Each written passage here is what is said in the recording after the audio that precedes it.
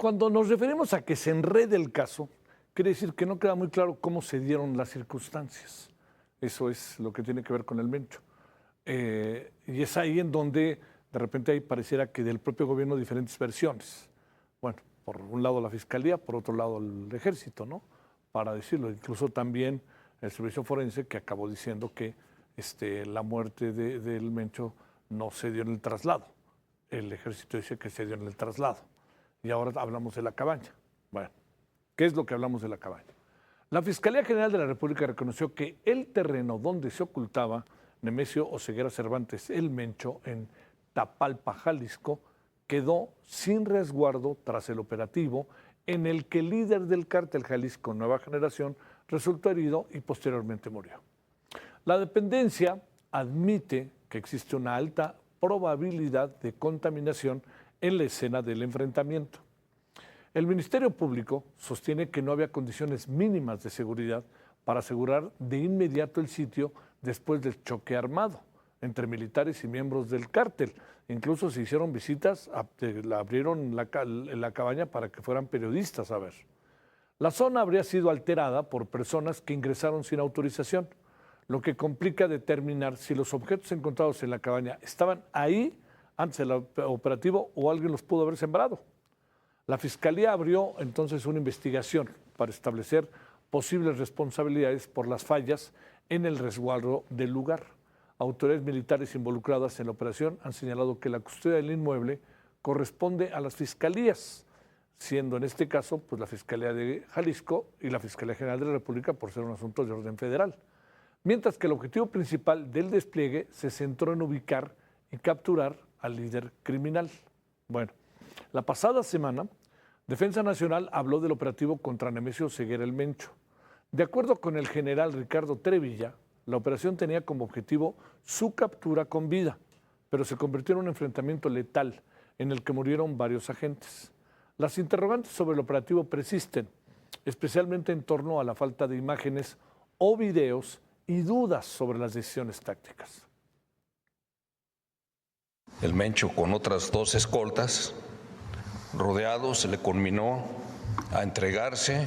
Él hizo fuego, fallece un oficial y el resto del personal en defensa de su vida pues tuvo que hacer uso de su armamento en apego a esta ley. ¿Y se toman fotos? ¿Se toma alguna prueba del hecho o algo? ¿Cómo se puede saber, cómo puede saber el pueblo que no lo mataron de otra manera que no fuera en el enfrentamiento? La Fiscalía hizo toda la necropsia de ley, ellos hacen todos los peritajes y es la manera en que se puede comprobar pues, que se apega a la ley.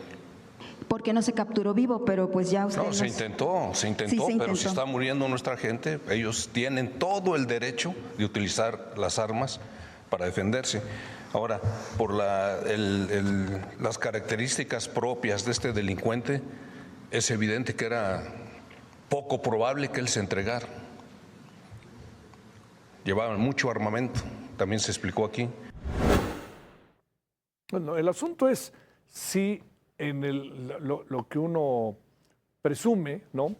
Si los soldados, que además parece que el Código Rojo no se aplicó, como dijo hace 2 semanas en su artículo la periodista de Reforma, ¿no?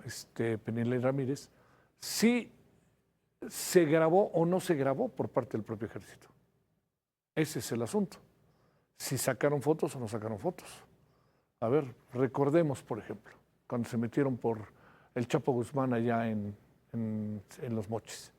Se metieron y todas las veces que incluso hubo alguna de estas cosas, llevaban su cámara los soldados. ¿Dónde la llevan? Pues a veces la llevan en el pecho, otras veces la llevan incluso aquí en la frente con todo y su casco, o la lleva alguien atrás que está tomándolo, como un documento muy importante de lo que se está haciendo, ¿no? Pero en esta ocasión, cada vez que se habla del tema, dicen, es la Fiscalía, y la Fiscalía no nos dice nada. Entonces, bien a bien, ¿qué pasó? Esa es una de las preguntas que uno se hace, y que están siendo cada vez, en la medida en que pasan los días, empieza a haber como dudas, ¿no?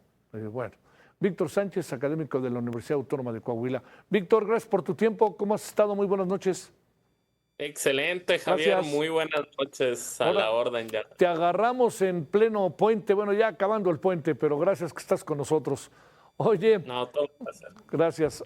¿Qué ves de todo esto? De repente como que me da la impresión de que hay confusión, como que hay dudas, como que no es que, como que hay dos versiones de algunas cosas, ¿no? Como que no quedan suficientemente claras y no andamos en el sospechosismo, ¿no? Sino como que qué pasó, ¿no?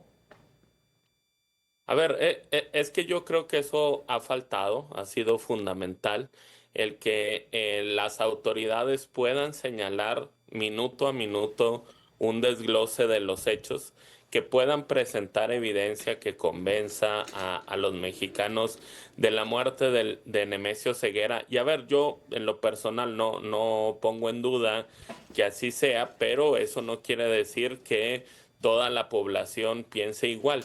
Y entonces, ante la falta precisamente de una narrativa detallada, pues lo que está dando pie es a que se interrogue a las diferentes autoridades, estas den información fraccionada y luego advirtamos que existen estas inconsistencias. Es decir, primero se habló que no hubo un enfrentamiento alrededor de la cabaña, ahora queda claro que hubo al menos 2 enfrentamientos, tanto en la cabaña como en una zona serrana adyacente. Entonces esto nos empieza a generar diferentes tipos de versiones. O sea, también ya se había hablado de esta narconómina y que la tenía en su poder las autoridades, luego no, o sea, nos enteramos que fueron reporteros quienes lo sacan, lo publican y ahora 22 días después la Fiscalía General de la República en este comunicado habla de una contaminación de la escena. Sin duda, pues esta pudo darse. El problema es que la propia Fiscalía era la responsable de garantizar que no hubiera contaminación de la escena. El resguardo más bien se siente como una estrategia reactiva ante pues las filtraciones que han hecho medios como el Universal, que son muy importantes y que tratan de contener e incluso, creo yo, lamentablemente quitarle peso a las mismas, ¿no? Oye, ¿podría ser que no filmara el ejército, grabar el ejército lo que estaba pasando cuando detuvieron al Chapo, llevaban cámaras o las traen las cámaras puestas en el uniforme o las traen incluso como una especie junto al casco o junto a lo que traigan? Como que es muy difícil que no se graben esas cosas hoy en día, ¿no? No, claro, a ver, la mayor parte de los operativos ya se graban. También se toman fotografías. Si tú recuerdas, cuando murió Heriberto Lascano hubo fotografías, a pesar de que luego se llevaron el cuerpo los propios Zetas. Cuando murió Arturo Beltrán Leiva hubo fotografías del cuerpo. Cuando murió Nazario Moreno hubo fotografías del cuerpo. Entonces, digamos, lo convencional es que haya pruebas gráficas de los hechos. Digamos, puede ser que por una cuestión de respeto a los derechos humanos en esta ocasión cambie la política, pero por ejemplo se pueden mostrar las cadenas de ADN y algunos elementos de los peritajes que, como bien dice el secretario de la Defensa Nacional, la Fiscalía General de la República ya hizo. Y si no se quiere mostrar las imágenes, pues sí, otra serie de elementos que nos permitan poder estar un poco más seguros de que pues Nemesio Ceguera sí murió. Oye, el hecho del informe hoy de la Fiscalía que dice que de alguna manera, pues lo que acaba diciendo es que se movieron las cosas dentro de la cabaña, ¿no? Y que eso pues les quita capacidad de análisis y de investigación de las cosas. A ver, a final de cuentas, los periodistas hacen su trabajo. Su trabajo es indagar.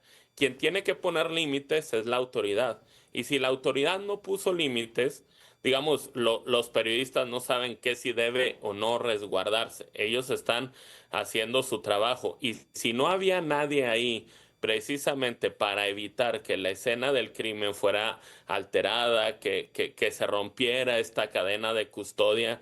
O sea, es decir, me parece inaudito que este tema de las narconóminas no lo haya primero recogido personal de la propia fiscalía y que eso detone en investigaciones. Pero más allá de eso, o sea, más allá si se desestima o no una prueba, lo cierto es que tenemos indicios que pueden detonar investigaciones sobre múltiples funcionarios. A lo que voy es el símil de si hubiera una denuncia anónima en donde te dan elementos, pues a pesar de que a lo mejor esto ya no lo presentas como prueba, lo cierto es que sí tienes indicios de a quiénes investigar y entonces dónde recopilar pruebas de aquí en adelante, porque lo importante es eso, lo importante es que hay muchos funcionarios que se fueron corrompidos por esta organización criminal y creo que este punto no debe ser una excusa para no investigarlos. Claro, que por ahí también uno presume que pudieran andar las cosas, ¿no? O sea, movieron todo y entonces ahora investigo, no investigo, ¿qué hago? ¿Cuál es el papel ahí de la fiscalía, no, Víctor? Sí, porque el argumento pareciera que, pues dado que estas pruebas que ya dieron a conocer diferentes medios ya no se soportan porque se vulneró la cadena de custodia, ya no se pueden utilizar. No, o sea, más bien, a lo mejor esos documentos como tal no se pueden utilizar, pero sí nos pueden dar elementos de hacia dónde investigar porque debería ser casi de rutinario el hecho de que investiguemos a todos los funcionarios sobre los cuales pese algún tipo de sospecha. A ver, ¿está muy callado el cártel Jalisco Nueva Generación y se mantendrá callado otro rato más? ¿O qué, ante qué estaremos? Digo, a final de cuentas está en un proceso de reestructura, o sea, sí hemos visto algunos conatos importantes en Michoacán, o sea, es decir, este rompimiento que hubo con el grupo de los Viagras, hemos visto movimientos en Guerrero, en Morelos, el día de ayer en Colima, o sea, es decir, sí está un poco más tranquilo que lo convencional, pero también hay que caer en cuenta que cuando sucedió lo de Ismael El Mayo Zambada, tardaron 46 días en surgir la violencia de verdad. Entonces, creo yo que tampoco sería responsable cantar victoria. O sea, tenemos que seguir siendo cautos, ver cómo se mueve el panorama, porque pues en cualquier momento la violencia puede escalar. Víctor, como siempre, gracias por tu tiempo. Que tengas muy buena noche. Muy buenas noches, Gracias. Javier, a la orden. Un abrazo. Hasta luego, Víctor. Gracias.